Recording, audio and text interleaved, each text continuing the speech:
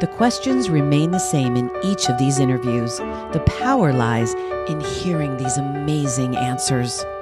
My name is Tony Reese, and it is with a great privilege and honor I present to you this installment of My Life Lessons, showcasing senior adults. Hi, and welcome to My Life Lessons, showcasing senior adults. And today I have Mrs. Angela Calabria with me today. Welcome to the project, and you have given me permission to call you Angie during the interview. That's fine, yes. So take a moment, Angie, and just tell us a little bit about yourself. Well, I was born in 1918. I won't go into big details, but the day I was born, I had a 3.5-year-old sister who, at the time, we had no bathroom indoors. I was poor, too dumb to know I was poor because we always had food on the table, which my father was European from Italy and had a big farm. He planted everything, and my growing up was learning how to preserve foods, drying, canning, whatever. No toys. Anyway, but this little sister, unfortunately, went out to play in the yard where my father had burned the birthing papers and things because I was born like 10 o'clock at night on a Friday night, and this was Saturday morning. Her dress caught fire and she was burned and died that night. Oh my. So my mother gives birth to me and loses a daughter, which was very traumatic for her, which I didn't realize until just recently, because I have a 99-year-old sister who is at her last phases of living. I think she won't go very long and we'll lose her too. She and I are the last two. I had this one sister and one other sister, so actually we were 3 girls and 2 boys. My brothers were both younger than I, so I grew up the old-fashioned way where the mother stays home and the children help each other. So that was my childhood. My goodness.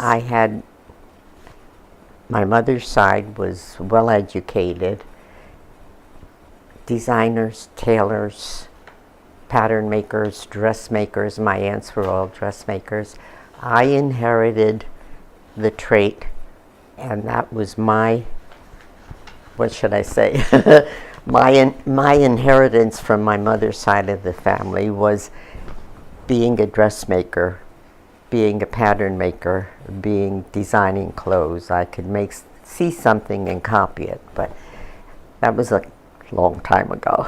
What a gift that is. Yes. What a gift that is today. Today. Yes, oh my I don't goodness. do it anymore because I have health issues that I don't want to do it anymore, truthfully, because I don't want to do it as a business ever. I do very little, but as a hobby mostly, or for very, very, very dear friends or somebody in the family. Okay. But I made bridal gowns, bridesmaid dresses, first communion dresses, baptismal dresses for every girl in our family so far. But anyway, goodness. That was my childhood, was growing up in a sometimes happy and sometimes sad family situation. My father was a lover of music, everything. He had a full collection of Caruso's records. We had the old-fashioned record player with the big horn on it that you had to wind up by hand. He was a very good dancer. His father died when he was 7 years old. He was killed in the Ethiopian War. His mother was a widow with 3 boys. She sequestered him out to a landowner in Italy and was raised there until he was, I guess, a young adult. I really don't know how long, but that's where I think he learned everything he knew how to do. No formal education, but could do everything. taught himself, came to America when he was like in his early 20s, left a wife pregnant in Italy, baby died in childbirth. He came to Philadelphia. From Philadelphia moved to Reading several years later. Sent for his wife when he lived in Philadelphia after he had enough money, and you probably heard these stories before. Sent for his wife. My oldest sister was born in Philadelphia. Her second, would be her third pregnancy. She and the baby died in childbirth. My father was a widower.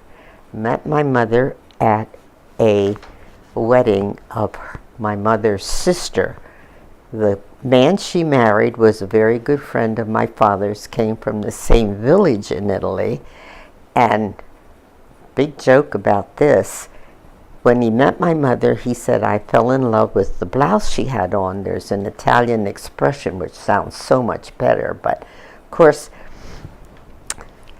when we got old enough and brave enough to talk, a little bit more, not formal, but a little bit more sexier with my parents, I said one day, Pop, what do you mean you fell in love with their blouse? I know what you meant. I said, you probably fell in love with what was inside the blouse, which he giggled about anyway. But he used to tell a story about what he did growing up on this farm. And I wish I would have asked more questions. Mm-hmm. There are a lot of things I would like to know now, but don't. But growing up, music was always in our house.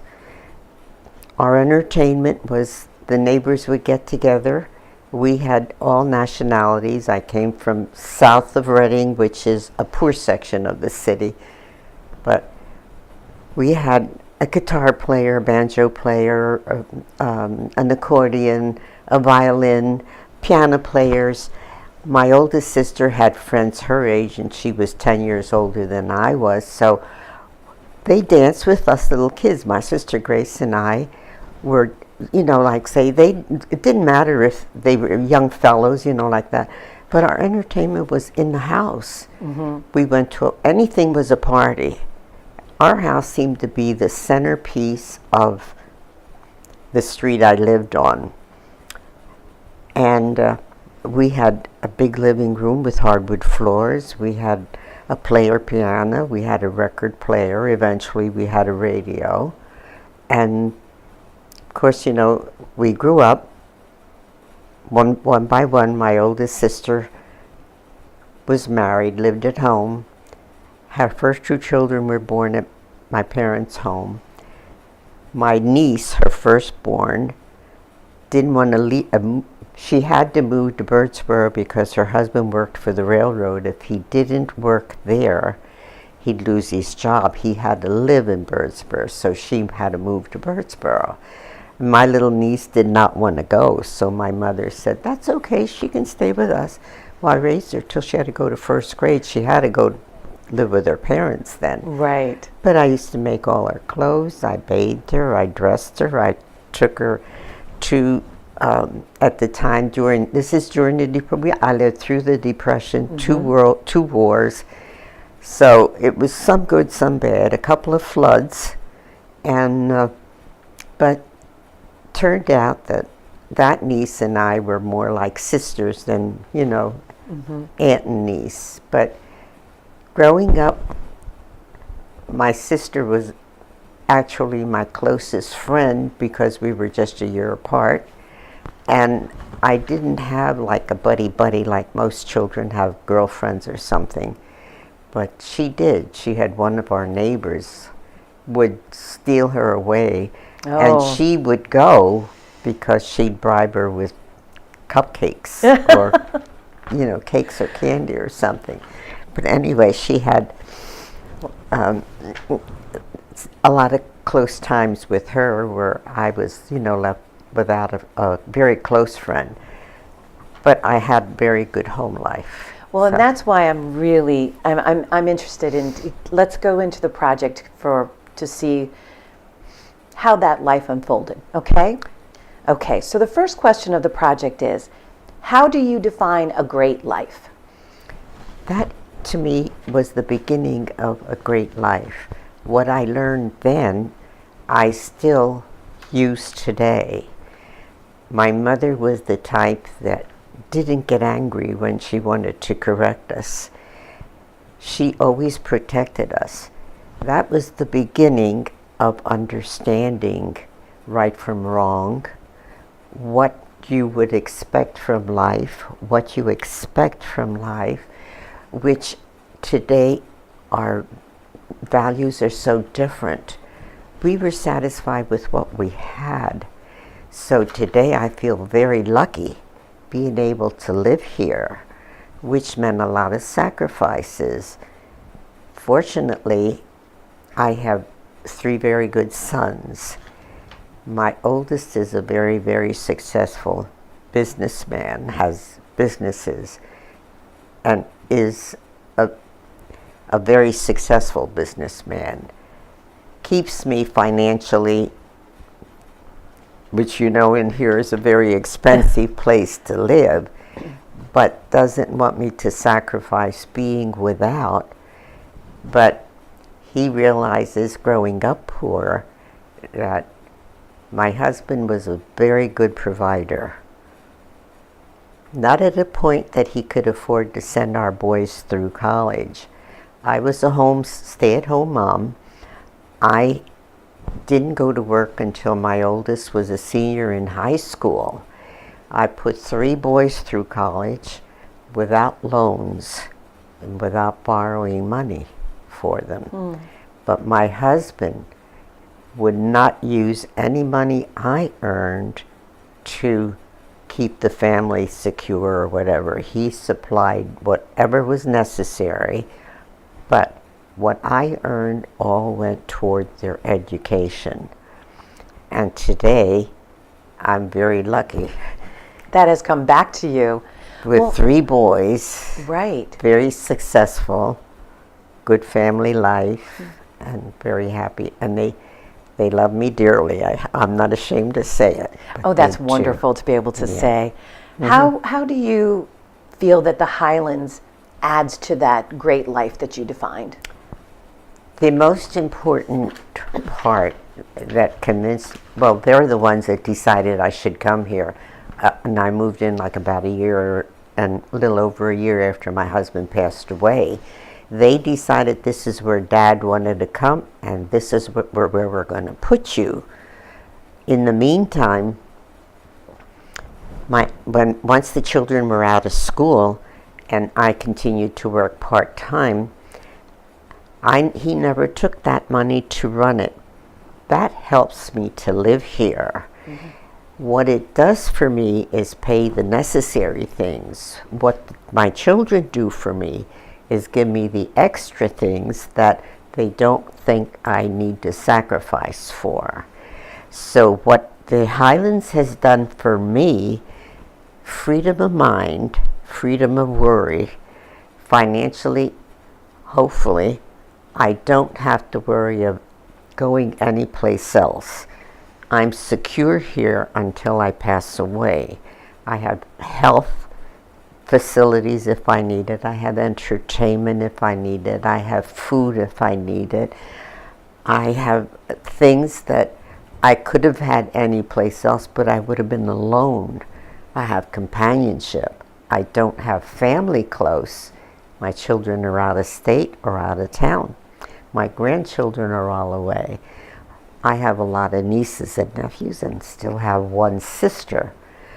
But I feel secure here. My children don't have to worry that if anything happens to me, I will be alone. They know I wear a life alert. All I have to worry about is that they don't have to worry about, my mother fell and there's nobody there to take care of her. I feel more secure knowing they are less worry for them, that they don't have to worry about me. They do come and visit. They do call every day. So how giving of you to worry that they don't worry. That's it. So That's Angie, when you were growing up, Yes. Who were your role models? Who were your heroes? Mostly my family, my sisters, because I had an older sister and two older sisters and two younger brothers. My brothers were both successful in their lives. My father was one. The boys got an education. The girls stay home and have babies. They get married and have babies. So my whole family, my aunts, my uncles, my cousins, our relatives were all very close. They were my role models. I was brought up Catholic. I went to a Catholic school. The nuns I went to Holy Rosary Church and their school up to 8th grade because they didn't have higher than that. They were my role models, the nuns. They were Sisters of St. Dorothy. My mother used to send me to the convent, and the nuns would teach me how to do, you don't even hear the word, hem-stitching by hand, embroidering, tatting, crocheting, different things like that. I'd go to the convent. They were my role models, even though, they were not Americanized and quite strict, and, they had the habits and things like that. But my whole family, my mother, my aunts and things like that, my uncles, because my aunts made all our clothes. I spent a lot of summers in Philadelphia with my aunt was a dressmaker. My uncle had his own shop, was a ladies' tailor, and but I had no specific person I could point out and say, I want to be like they are. I wanted to be like my family was. And they were the ones who taught you the most valuable life lessons. Yes, they did. Yes, they did. What would people be surprised by to learn about you? My age. Your age. May we inquire how old you are? 98. 98 years old. That is amazing, and you are so beautiful. You really are. Do you get a lot of surprise when? Yes. Yeah. I think every time, and you know what? It seems that these last several years, if anybody, especially if one of my nephews or my nieces or something, they'll say, "This is my Aunt Angie." She says, "You know how old she is?" Yeah.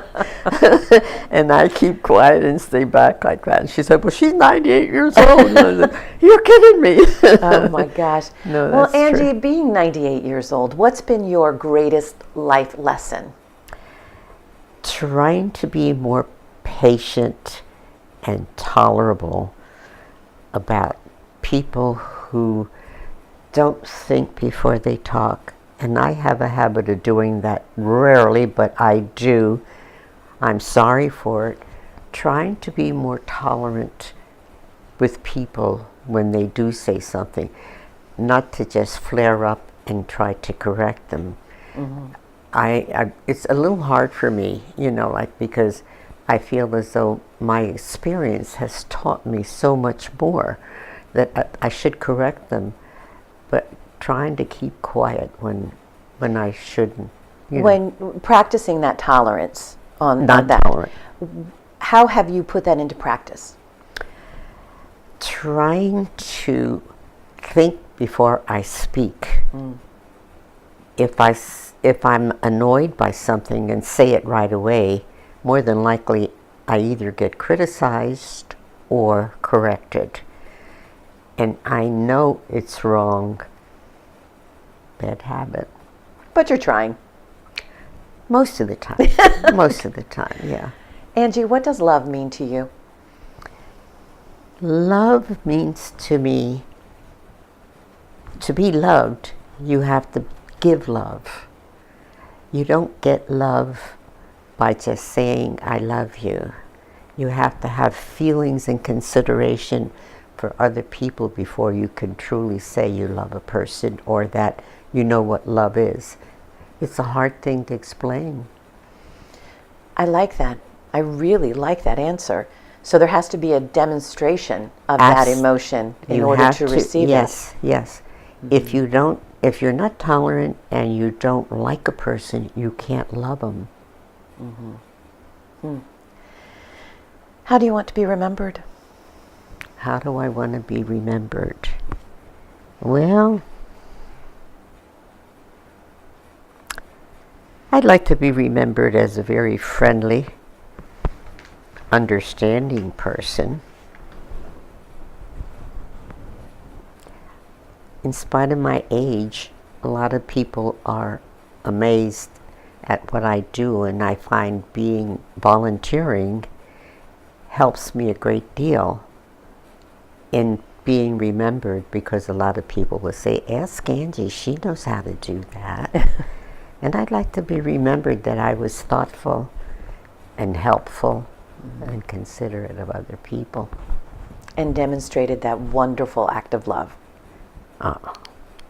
Thank you so much for being part of this wonderful project. It's a pleasure. It's a pleasure for me too. Thank you.